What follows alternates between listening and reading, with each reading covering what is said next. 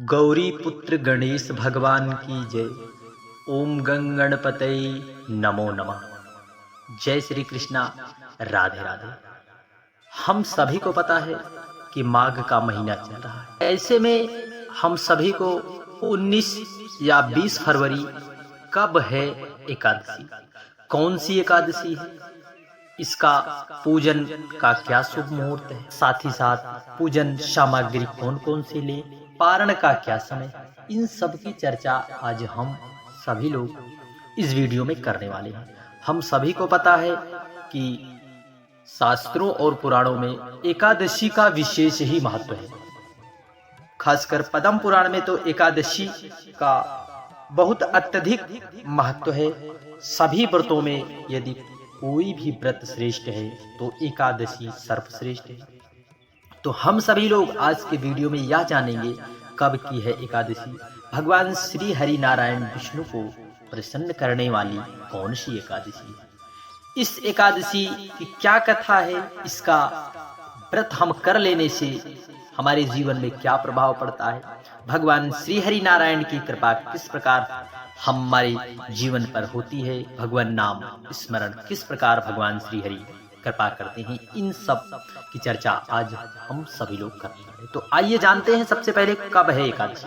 माघ माह के शुक्ल पक्ष की एकादशी 19 फरवरी। कब? 19 फरवरी को सुबह 8:49 पर शुरू होगी। अगले दिन 20 फरवरी को 9:55 पर समाप्त हो जाएगी। तो ऐसे में हम हमारे शास्त्रों और पुराणों में उदया तिथि का विशेष महत्व है। तो उदया तिथि को देखते ही हम एकादशी का व्रत 20 फरवरी मंगलवार के दिन करेंगे। देखिए, मंगलवार का दिन बाबा हनुमान जी को बहुत ही प्रिय, तो हम सभी लोगों को जया एकादशी का व्रत 20 फरवरी को करना है। तो हम सभी लोग एक बार फिर से नोट कर ले, 19 फरवरी को 8:49 से शुरू है। अगले दिन 20 फरवरी को 9:55 पर समाप्त हो जाएगी। तो हम सभी को 20 फरवरी को इसका व्रत सभी वैष्णवजन को भगवान हरि नारायण विष्णु को प्रसन्न करने के लिए करना है। हम सभी लोग करते आ रहे हैं, तो इस दिन आप व्रत करते हैं तो आप जरूर करें। देखिए, हमारे शास्त्रों में तो एकादशी का विशेष ही महत्व है और साल में 24 एकादशी पड़ती हैं और एक महीने में 2 एकादशी, एक कृष्ण पक्ष की और दूसरी शुक्ल पक्ष की। एकादशी की तिथि भगवान श्री हरि नारायण को बहुत ही प्रिय। इस दिन विधि विधान से भगवान श्री हरि नारायण विष्णु का पूजन अर्चन करते हैं। माघ माह में पड़ने वाली जया एकादशी के नाम से जानी जाती है। तो आइए हम सभी लोग जानते हैं एकादशी तिथि। आइए अब हम सभी लोग पारण का समय देखिए। व्रत को तोड़ने का, यदि हम शुभ मुहूर्त में व्रत को यदि पारण कर लिया जाए व्रत का शुभ मुहूर्त में, तो उसका फल हमें कई गुना अत्यधिक मिलता है। और व्रत का पारण हमें जो है शुभ मुहूर्त में कर लेना चाहिए। हमें 21 फरवरी को 6:55 से लेकर 9:13 तक हमें पारण का समय है। एक बार आप फिर से नोट कर लें, 21 फरवरी 6:55 से 9:13 तक, और पारण तिथि के दिन द्वादशी समाप्त होने का समय 11:27। एकादशी का व्रत रखने से सभी तरह के पापों से मुक्ति मिलती है, हमारी सकल मनोकामना पूर्ण होती है। धार्मिक मान्यताओं के अनुसार एकादशी के व्रत को धारण करने वाले मनुष्यों को मृत्यु के बाद भी मोक्ष की प्राप्ति होती है। आइए अब हम सभी लोग पूजन की क्या विधि है, क्या सामग्री है, इन सब की बारे में जानते हैं।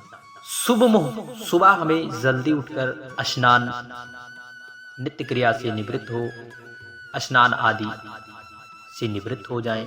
घर के मंदिर में सबसे पहले हमें दीप प्रज्वलित करना है। इस दिन हो सके तो आपको तुलसी की लकड़ी डालकर जरूर स्नान करना चाहिए, परंतु ध्यान रहे इस दिन तुलसी के पत्तों को स्पर्श नहीं कराना है और हमें भगवान श्री हरि नारायण विष्णु का भोग भी बिना तुलसी के पत्तों को नहीं लगना है। बिना तुलसी के पत्तों से बाबा भगवान श्री हरि नारायण विष्णु का भोग भी नहीं लगता।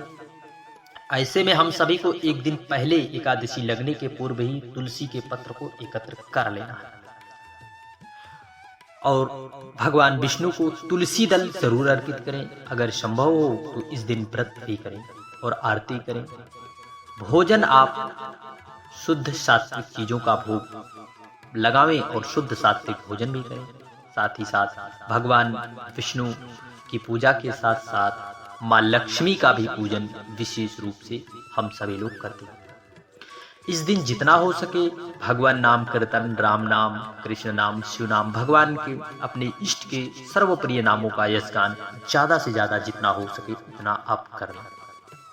पूजा में भगवान श्री हरिनारायण की मूर्ति, पुष्प, नारियल, सुपारी, फल, लौंग, धूप, दीप, घी, पंचामृत, अक्षत, तुलसी दल, चंदन, मिष्ठान, इन सबको हमें लेकर पूजन अपनी यथाशक्ति के अनुसार कर सकते हैं। आइए कौन सी कथा है हम श्रवण करते हैं। एक बार अर्जुन ने भगवान श्री कृष्ण से प्रश्न करते हुए कहा, हे भगवान, आप कृपा कर आप मुझे माघ माह के शुक्ल पक्ष की एकादशी का महत्व विस्तार पूर्वक बताएं। माघ शुक्ल की एकादशी में किस देवता की पूजा करनी चाहिए? इस दिन व्रत की क्या कथा है?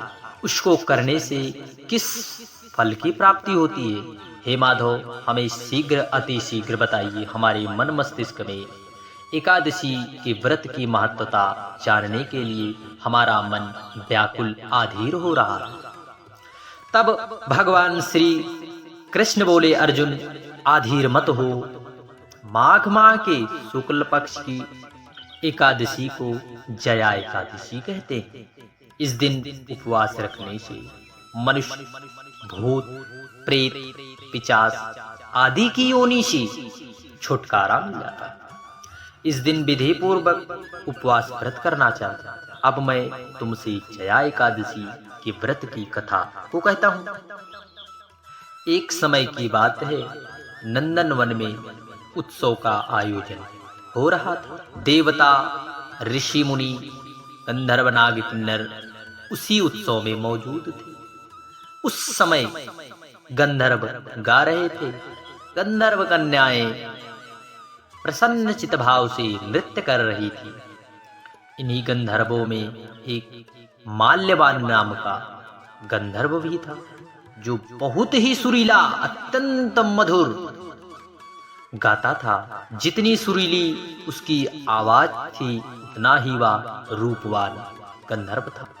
गंधर्व कन्याओं में एक पुष्पवती नामक नृत्यांगना भी परम सुंदरी थी।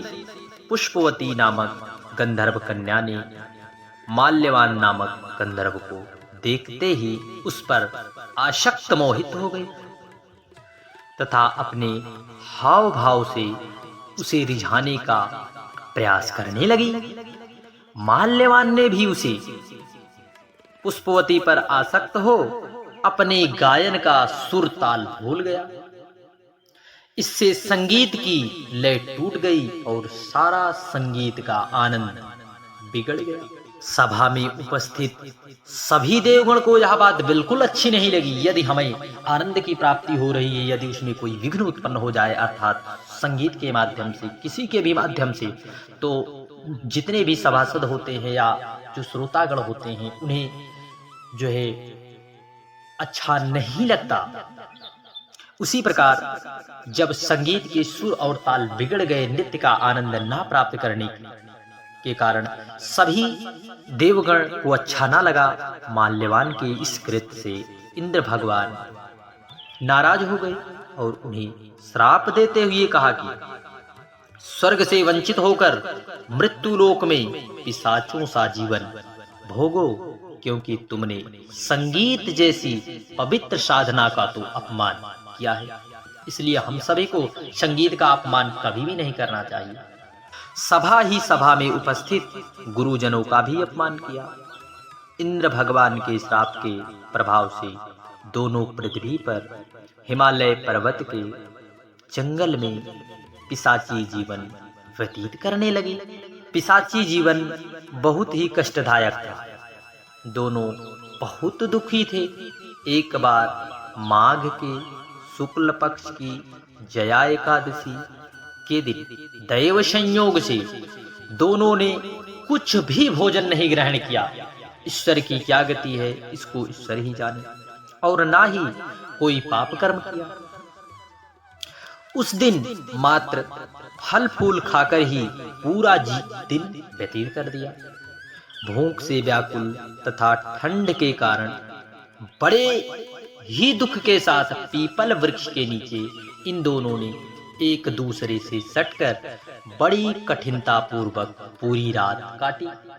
क्योंकि एकादशी के महात्म में रात्रि का जागरण का विशेष महत्व है। देखिए, जब दैव संयोग आता है तो व्यक्ति ईश्वर की कृपा प्राप्त करता है। पूरी रात अपने द्वारा किए गए कृत पर पश्चाताप भी करते रहे और भविष्य में इस प्रकार की भूल ना करने की भी ठान लिया। सुबह होते ही दोनों की मृत्यु हो गई। अनजाने में ही सही उन्होंने एकादशी का उपवास किया। भगवान के नाम का जागरण भी हो चुका था। परिणाम स्वरूप भगवान की कृपा से इनकी पिशाच योनि से मुक्ति हो गई और पुनः अपने अत्यंत सुंदर अप्सरा और गंधर्व की देह धारण करके सुंदर वस्त्रों तथा आभूषण से अलंकृत होकर दोनों स्वर्ग को चले गए। देवराज इंद्र उन्हें स्वर्ग में देखकर आश्चर्यचकित हुए और पूछा कि वे श्राप से कैसे मुक्त हुए। देवराज इंद्र के मन में इस प्रकार के संशय गूंजने लगे और उन्होंने यथाचित उनसे प्रश्न भी कर दिया। तब उन्होंने बताया कि भगवान श्री हरि नारायण विष्णु की उन पर विशेष कृपा हुई। हमसे अनजाने में माघ मास शुक्ल पक्ष की एकादशी यानी जया एकादशी का उपवास हो गया, जिस व्रत के प्रताप से भगवान श्री हरि नारायण विष्णु ने हमें पिशाची जीवन से मुक्त किया। कुछ इस तरह से जया एकादशी का व्रत करने से भक्त को पूर्व में किए गए पापों के कर्मों से मुक्ति मिल जाती है। जय श्री कृष्णा, राधे राधे। हम सभी को इस प्रकार से व्रत अवश्य करना चाहिए। इस दिन खान पान का विशेष संयम रहे। चावल आप ना खाएं। भगवान का नाम जितना भी हो सके आप उतना जप करें। ब्रह्मचर्य का पालन करें, ऐसा हमारे शास्त्रों में बताया गया। और सबसे जरूरी यह है कि आप इस दिन अपने मुखवाणी मनसा वाचा कर्मणा के द्वारा किसी भी व्यक्ति को अपशब्द ना कहें, लड़ाई झगड़ा ना करें। जितना हो सके भगवान नाम कीर्तन करें। सदा सर्वदा भगवान श्री हरि नारायण विष्णु की कृपा आप सभी पर सदा बनी रहे। जय श्री कृष्णा, राधे राधे।